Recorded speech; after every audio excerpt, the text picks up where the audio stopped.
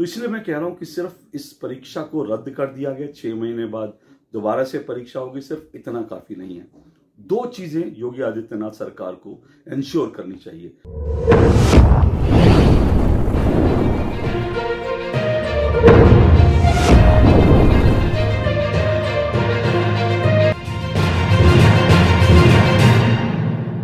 तो आखिरकार उत्तर प्रदेश की योगी आदित्यनाथ सरकार ने पुलिस भर्ती प्रवेश परीक्षा को रद्द कर दिया। ऐसा इसलिए करना पड़ा क्योंकि इस तरह की खबरें आ गई थी कि ये पेपर जो है, इस परीक्षा का जो पेपर था, पर्चा था, वो लीक हो गया था। हालांकि शुरू में जब लीक होने की खबर आई, जब यह खबर आई कि जो क्वेश्चन पेपर है वो लीक हो गया, उसको लेकर तमाम तरह की अटकलें थी, कयासबाजी थी।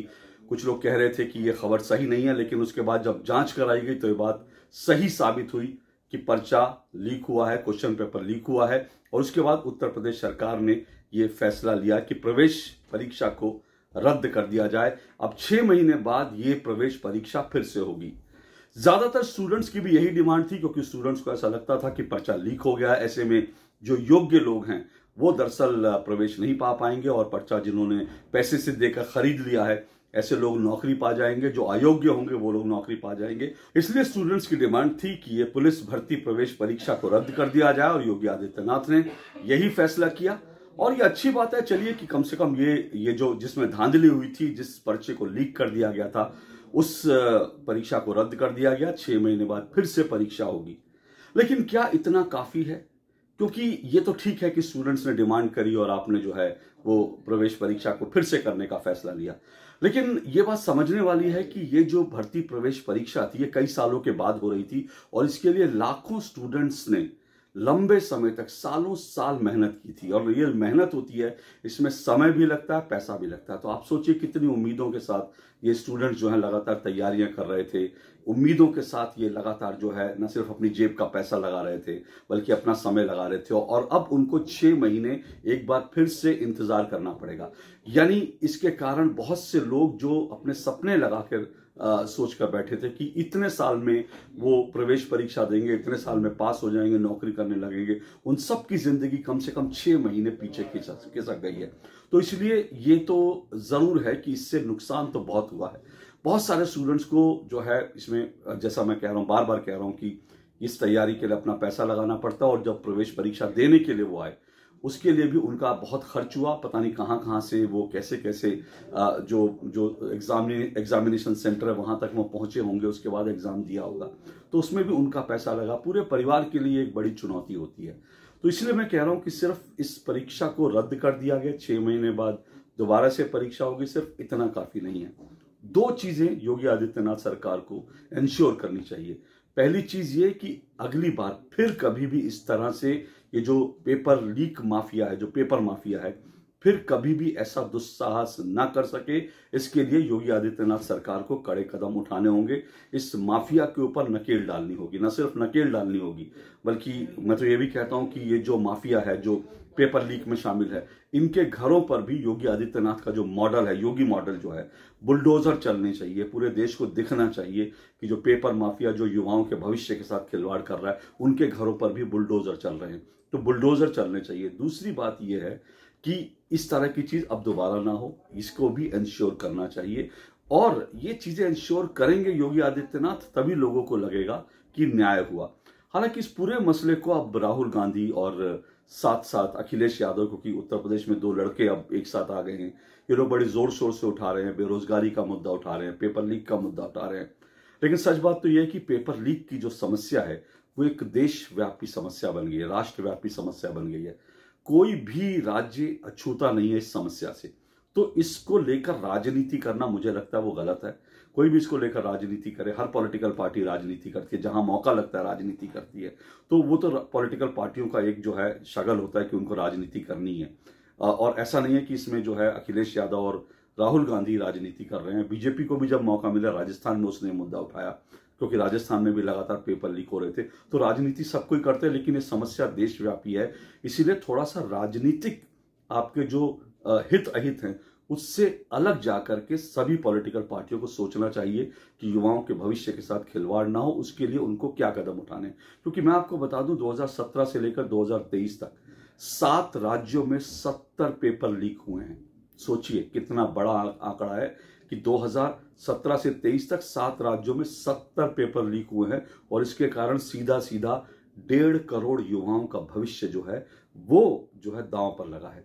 तो ये पूरी समस्या राष्ट्रव्यापी है और ऐसा नहीं है कि आज उत्तर प्रदेश में हुआ है, यहाँ पर बीजेपी की सरकार है, तो ऐसा नहीं है कि इसके लिए बीजेपी दोषी है। तमाम पॉलिटिकल पार्टियों के राज्य में ऐसे और राजस्थान में जब कांग्रेस की सरकार थी, अशोक गहलोत की सरकार थी, तो राजस्थान में तो हर साल जो है औसतन 2 से 3 पेपर लीक हो रहे थे। मतलब एक नया रिकॉर्ड, राष्ट्रीय रिकॉर्ड राजस्थान में बन गया था पेपर लीक का।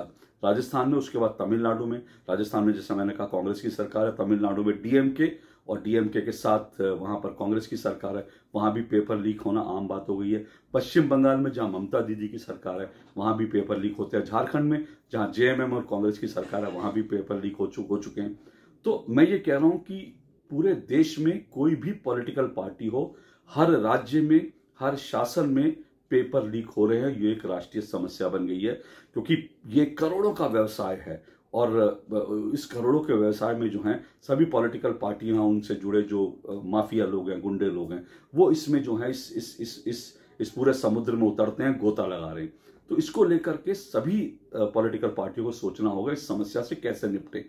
हालांकि जो केंद्र की सरकार है, नरेंद्र मोदी की सरकार है, उसने पिछले ही संसद के सत्र में कड़ा कानून बना दिया पेपर लीक को लेकर। लेकिन आपको ये समझना होगा कि दरअसल पेपर लीक वो जो शिक्षा का मामला है वो राज्यों का मामला है, इसलिए केंद्र उसमें सीधा दखल नहीं दे सकती। लेकिन केंद्र ने एक टूल दे दिया है, एक कड़ा कानून दे दिया है। राज्य सरकारें उस कानून का ठीक से पालन करें, उस कानून का उपयोग करें और पेपर माफिया के खिलाफ जो है कड़ा एक्शन ले, ये बड़ा जरूरी है। लेकिन सिर्फ इतनी बात नहीं है कि राज्य सरकारों की मंशा भी होनी चाहिए, क्योंकि आज जो अखिलेश यादव ये कह रहे हैं कि उत्तर प्रदेश में जो है पेपर लीक हो रहा है, युवाओं से खिलवाड़ हो रहा है, तो ये मत भूलिए जब मुलायम सिंह उनके पिताजी की सरकार थी तब उत्तर प्रदेश में नकल माफिया इतना सशक्त था कि वहां पर हर एग्जामिनेशन में नकल खूब होती थी। बिहार में लालू जी के राज में नकल के हमने बहुत सारे वीडियो देखे थे, बिल्डिंगों पर चढ़ के कैसे नकल कराई जा रही है, ये सब हम सब ने देखा था। और उत्तर प्रदेश में जब राजनाथ सिंह शिक्षा मंत्री बने थे तब पहली बार नकल माफिया पर जो है उन्होंने शिकंजा कसा था। तो ये नकल माफिया जो हर जगह, और जहां नकल नहीं होती वहां क्या होता है आपको ये मालूम है, बिना नकल के भी क्या चीजें होती है ये भी आपको मालूम है। उत्तर प्रदेश में ये आरोप लगते रहे कि वहां पर जब भर्तियां होती है पुलिस की, तो जब अखिलेश यादव की सरकार थी तो सभी यादवों की वहां पर लाइन लगा के भर्तियां हो रही थी। पश्चिम बंगाल में देखिए, पश्चिम बंगाल में जब पुलिस भर्ती हुई थी उसका पूरा रिकॉर्ड, उसके पूरे कागज सामने आए थे।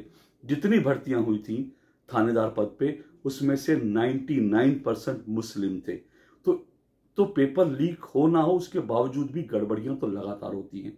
तो युवाओं के भविष्य के साथ खिलवाड़ ना हो, इसलिए इन गड़बड़ियों को रोकने की जरूरत है और इसके लिए राजनीतिक इच्छा शक्ति चाहिए। अब इस सबके बीच जो है एक दुखद खबर और आई है। कन्नौज से एक युवा ने जो है अपनी बीएससी की तमाम डिग्रियां जला दी और उसने सुसाइड कर ली।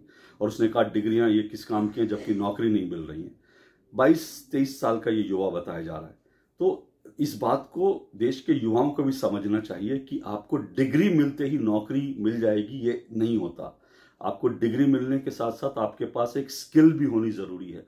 सिर्फ डिग्री आज की तारीख में नौकरी का कोई पैमाना नहीं है। और एक दुर्भाग्य की बात यह है, इस देश में पॉलिटिकल एक जो है एक नारा भी चलता है, सरकारी नौकरी, सरकारी नौकरी, और हर एक को लगता है सरकारी नौकरी मिले, जबकि सरकारी नौकरियां इतनी है नहीं। हर साल देश में 3 करोड़ लोग जो हैं वो परीक्षाएं देते हैं जो नौकरी की तलाश में, 3 करोड़ लोग। अब आप सोचिए इतनी तो नौकरियां देश में है ही नहीं, और जो लोग नौकरियां जो एक नौकरी निकलती है उसके लिए औसतन ये माना जाता है कि एक नौकरी अगर निकली है तो उसके लिए कम से कम 75 से 80 से ज्यादा लोग होते हैं जो उस नौकरी के लिए स्ट्रगल कर रहे होते हैं। यानी एक पोस्ट है उसके लिए 80 लोग जो हैं लाइन में लगे हैं।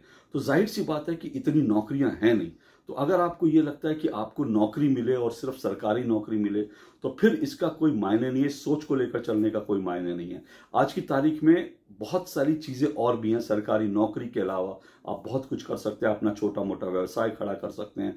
प्राइवेट नौकरियों में अगर आप काम करना चाहते हैं और काम के साथ आप में स्किल है तो फिर आपको नौकरी या आपको काम जरूर मिलेगा। लेकिन फिर यही कह रहा हूं कि सिर्फ आपके पास एक डिग्री आ गई तो उसके भरोसे मत रहिए कि डिग्री आती है आपको नौकरी मिलेगी। अपने अंदर कोई स्किल पैदा कीजिए। 22-23 साल की उम्र जो है हौसला तोड़ने की कोई उम्र नहीं होती कि आपकी डिग्रियां बेकार हैं। कम से कम इस उम्र में आपको स्ट्रगल करना चाहिए। तो अपने माँ बाप को भी चाहिए कि अपने बच्चों को इस तरह से ना पाले कि उनको लगे कि उनका बेटा जो है इतनी जल्दी हिम्मत तोड़ दे। आपको स्ट्रगल तो करनी है, इतने बड़ा देश है, 140 करोड़ की आबादी का देश है, इतनी नौकरियां हैं नहीं, इतने अवसर हैं नहीं, लेकिन आप में स्किल होगा तो अवसर जरूर मिलेंगे। और स्किल पैदा अपने अंदर कीजिए और साथ साथ स्ट्रगल करने की ताकत रखिए। इस तरह जिंदगी से निराश होकर आत्महत्या करना कोई सोल्यूशन नहीं है। और फिर अंत में बार बार यही कह रहा हूं, सिर्फ डिग्री और सरकारी नौकरी के भरोसे मत बैठिए। आप में और भी क्षमता है, आप में और भी काबिलियत हो सकती है, उसका ठीक से इस्तेमाल कीजिए, अपना भविष्य बनाइए। इस तरह से अपनी जिंदगी से निराश मत होइए। आज के लिए इतना ही। नमस्कार।